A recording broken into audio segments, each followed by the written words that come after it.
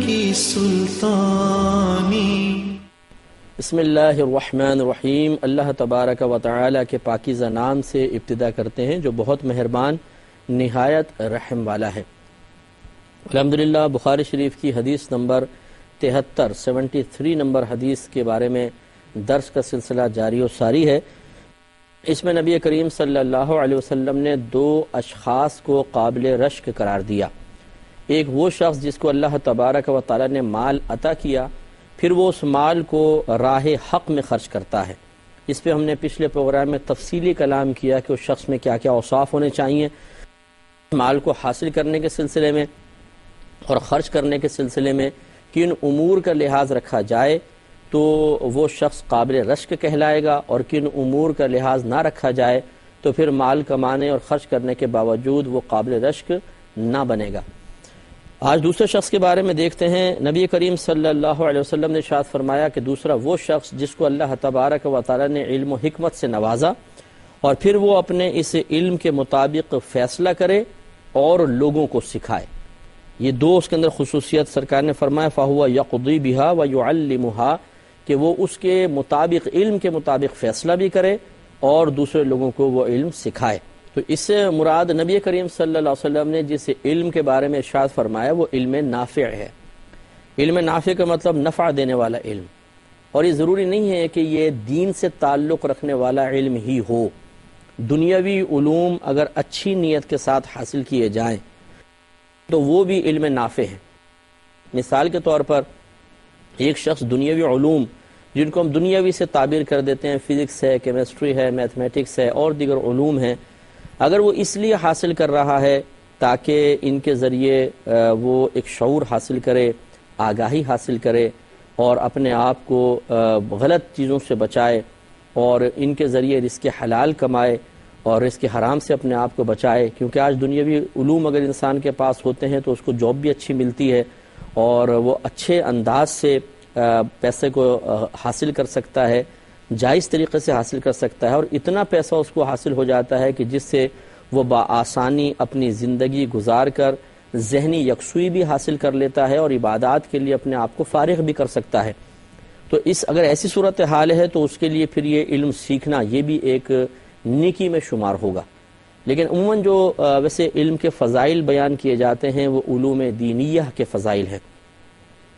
خلاصہ کلام یہ ہے کہ جو شخص علم سیکھے اچھی نیت کے ساتھ اور اچھی نیت کے ساتھ ہی سکھائے، اور خصوصاً علم دین اچھی نیت کے ساتھ سیکھے، تو یہ شخص بہت ہی قابل رشک ہے۔ اور پھر لیکن سرکار نے اس کے ساتھ کنڈیشنز لگائیں کہ دو صورتیں ضرور ہونی چاہیے۔ ایک یہ کہ جب وہ کوئی فیصلہ کرے تو اس علم کے ذریعے کرے۔ اب وہ فیصلہ جو ہے یہ ایسا ضروری نہیں ہے کہ دو اشخاص کے درمیان فیصلہ کیا جائے۔ بعض اوقات انسان اپنی ذات کے لیے بہت سے فیصلے کرتا ہے، مجھے یہ بات کہنی ہے نہیں کہنی ہے، اس سے ملنا ہے نہیں ملنا ہے، اس سے قطع تعلق کرنا ہے نہیں کرنا ہے، معافی مانگنی ہے نہیں مانگنی ہے، کسی سے انتقام لینا ہے یا نہیں لینا ہے، فلاں کے پاس جانا ہے یا نہیں جانا ہے، فلاں کو دینا ہے یا نہیں دینا ہے،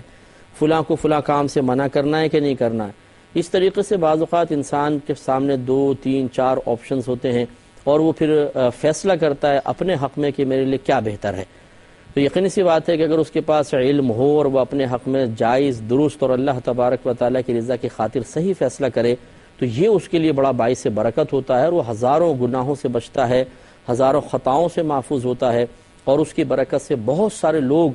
اس کے شر سے محفوظ ہوتے ہیں اور یہ شخص ان کے شر سے محفوظ ہو جاتا ہے۔ اور اسی طریقے سے پھر دوسروں کے درمیان وہ فیصلہ علم کے ذریعے کرے تو قابل رشک ہے۔ معلوم یہ ہوا کہ سب سے پہلے تو علم ہونا چاہیے، پھر انسان فیصلہ کرے اور پھر علم کے تقاضے کے مطابق فیصلہ کرے۔ اس میں یہ بہت ضروری ہوتا ہے۔ بعض اوقات ہم فیصلہ کرتے ہیں وہ علم کے تقاضے کے مطابق، شریعت کے تقاضے کے مطابق نہیں کرتے ہیں، بلکہ بعض اوقات تو کوئی جیسے ہم مثال کے طور پہ ایک خاندان والا ہے، ایک غیر خاندان والا ہے، تو ہم یہ اقربا پروری کے اندر فیصلہ اس شخص کے حق میں کرتے ہیں جو ہمارا خاندانی ہوتا ہے یا قریبی دوست ہوتا ہے یا اپنا رشتہ دار ہوتا ہے، ہم ان کے حق میں فیصلے کر دیتے ہیں اور دوسرے کے خلاف فیصلے کرتے ہیں۔ یا بعض اوقات جیسے گھر کے اندر ہوتا ہے، ایک طرف ماں ہے ایک طرف بیوی ہے، اور اب یہ شوہر نامدار بیچ میں پھنس گیا ہے، کوئی گھر میں جھگڑا ہو گیا، ماں کہتی ہے فیصلہ کرو یہاں بیٹھ کر، اب وہ لڑکا فیصلہ کرنے لگتا ہے تو اگر علم دین نہیں ہوتا تو فیصلہ تو بڑا دشوار ہے، غلط سلط فیصلہ کر لیتے ہیں، اور اگر علم ہے بالفرض تو پھر اس کو بالکل شریعت کے موافق فیصلہ کرنا چاہیے۔ اور اس کے لیے ضروری ہے، حضرت عمر فاروق رضی اللہ تعالی عنہ جیسے کہ ارشاد فرمایا کرتے تھے کہ ہم جب تک دونوں فریقین کو اپنے سامنے بلا کر ان کی بات نہیں سن لیں گے، ہم کسی ایک کے حق میں فیصلہ نہیں کریں گے۔ یہ اصول ہونا چاہیے کہ انسان جب واقعی کوئی منصف بنتا ہے، فیصل بنتا ہے، فیصلہ کرنے والا، ثالث بنتا ہے، حکم بنتا ہے، تو اسے پھر دونوں کی پہلے بات ٹھنڈے دل سے سننی چاہیے، غور و تفکر کرنا چاہیے، پھر اپنے علم کے مطابق فیصلہ کرنا چاہیے۔ ایسا نہ ہو کہ بیوی اور ماں کے درمیان فیصلہ کرتے ہوئے ماں کی محبت اتنی غالب آ جائے کہ وہ بیوی کے خلاف فیصلہ کر کے ظلم کا مرتکب ہو جائے، اور نہ ایسا ہونا چاہیے کہ بیوی کے غلط بات کو بھی وہ صحیح کہہ کر ماں کی دل آزاری کا مرتکب ہو جائے، تو اس کا مطلب پھر اس کی آخرت کسی نہ کسی ذریعے سے تو برباد ہو ہی رہی ہے۔ اس لیے انسان کو چاہیے کہ اگر وہ فیصلہ کرتا ہے تو پہلے علم دین سیکھے، پھر اس کے مطابق فیصلہ کرے، کیونکہ شرعی طور پر درست فیصلہ کرنا ہم پر فرض ہے۔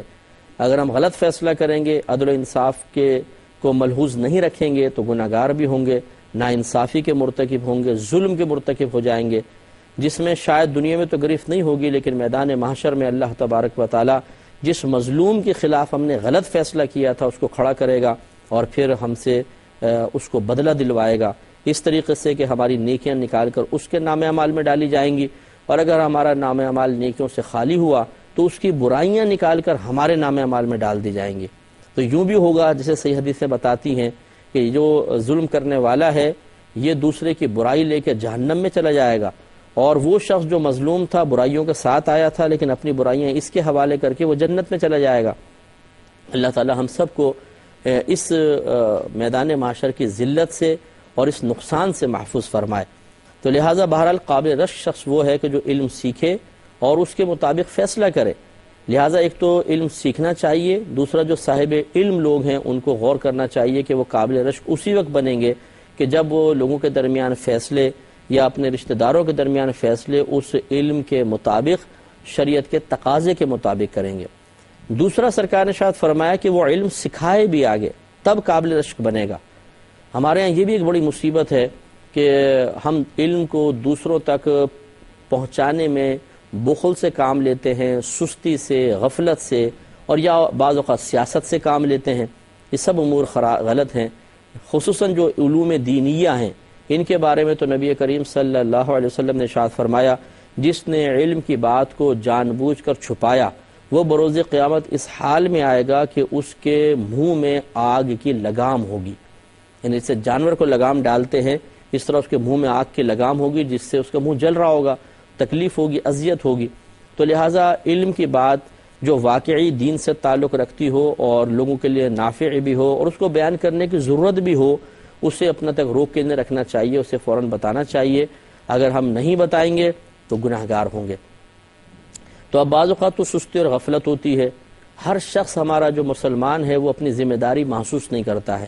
ہزاروں چیزیں ہم سیکھتے بھی ہیں، سنتے بھی ہیں، لیکن پہلی بات تو یہ کہ اسے بیان کرنے پر قدرت حاصل نہیں کرتے ہیں، تو ہم کسی کو پھر وہ بات سمجھا نہیں پاتے ہیں، اور وجہ اس کی وہی ہوتی ہے کہ احساس ذمہ داری نہیں ہے۔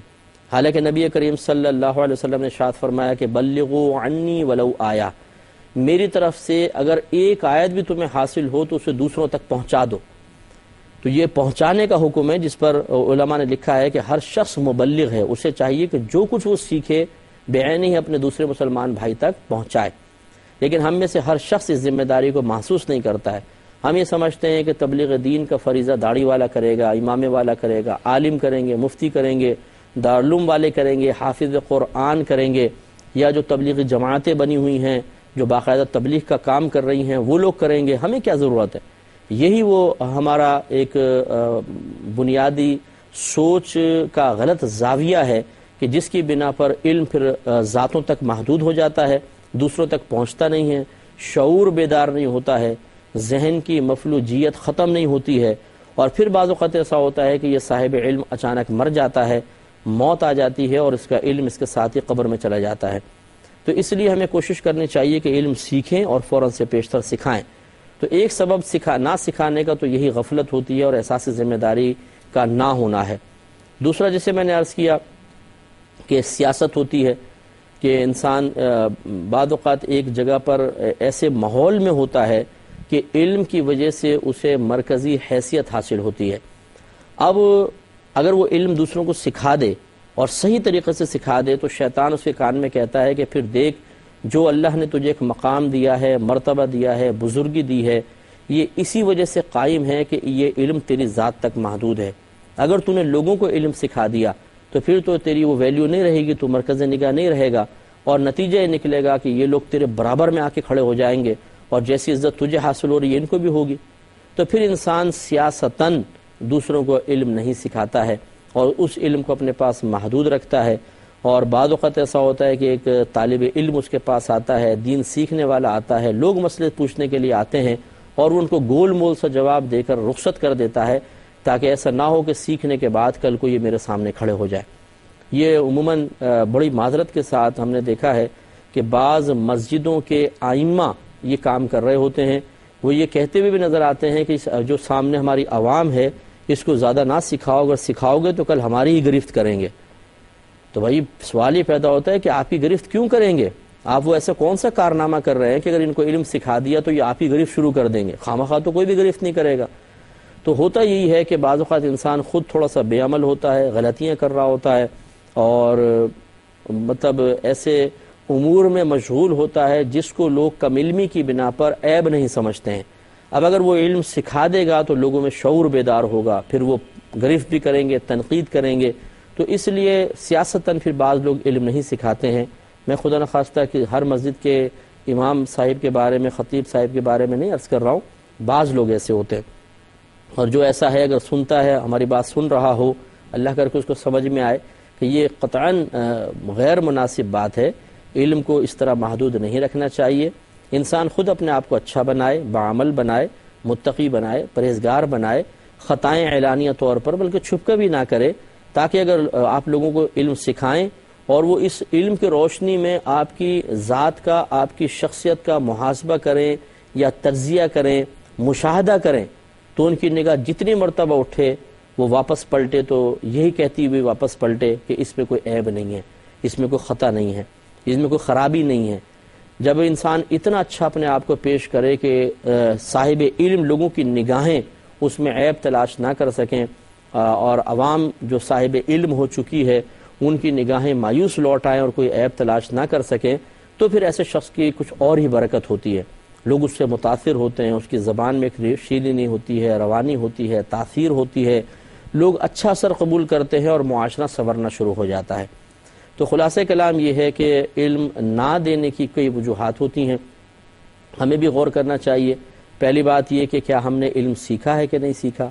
اگر نہیں سیکھا تو سیکھنے کی کوشش کریں۔ نمبر 2، اگر علم سیکھا ہے تو کیا ہم اس کے تقاضے کے مطابق یا شرعی تقاضے کے مطابق اس علم کو استعمال کرتے ہوئے لوگوں کے درمیان فیصلے صحیح کرتے ہیں؟ اگر کرتے ہیں تو بہت اچھی بات، نہیں کرتے ہیں تو ذرا اس پہ بھی سوچنا چاہیے۔ اور تیسری بات یہ کہ علم سکھانے میں ہم کوئی بخل سے کام تو نہیں لیتے، ایسا تو نہیں ہے کہ پہلے اپنے فائدے دیکھتے ہیں، فائدہ نظر آئے تو علم سکھاتے ہیں ورنہ نہیں، یا پہلے اپنے نقصان دیکھتے ہیں کہ سکھانے میں نقصان تو نہیں، اگر ہے تو نہیں سکھاتے ورنہ سکھا دیتے ہیں۔ یہ غلط طریقہ ہے۔ علم ضرور سکھانا چاہیے۔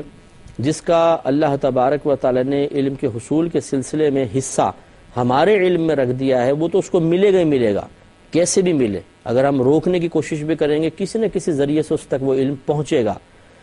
تو اس لیے بہتر یہ ہے کہ اپنا ذہن بنا کر اخلاص کے ساتھ علم سکھائیں۔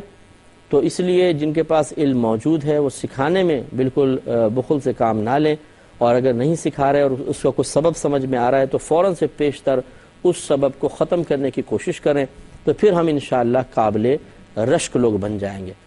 تو اب یہ سرکار نے 2 اشخاص کا ذکر کیا، ایک وہ جس کو مال ملا، ایک وہ جس کو علم دیا گیا۔ مال والا اللہ تعالیٰ کے راہ میں خرچ کرتا ہے، علم والا اپنے علم کے مطابق عمل بھی کر رہا ہے، اس کے ذریعے فیصلے کر رہا ہے، دوسروں کو سکھا رہا ہے۔ تو یہ 2 الگ الگ اشخاص کا ذکر کیا۔ اگر یہ دونوں اوصاف ایک ہی شخص میں جمع ہو جائیں تو یہ تو پھر نور علی نور ہوگا۔ چنانچہ ہمیں کوشش یہ کرنی چاہیے کہ اپنے اندر ان دونوں اوصاف کو پیدا کریں، کہ ہم حلال طریقے سے پیسہ کمائیں اچھی نیت کے ساتھ، اور جہاں جہاں اللہ تبارک و تعالیٰ اس کے رسول کریم صلی اللہ علیہ وسلم نے حکم ارشاد فرمایا یا پسندیدگی کا اظہار کیا ہے وہاں پیسہ خرچ کریں اور اخلاص کے ساتھ کریں۔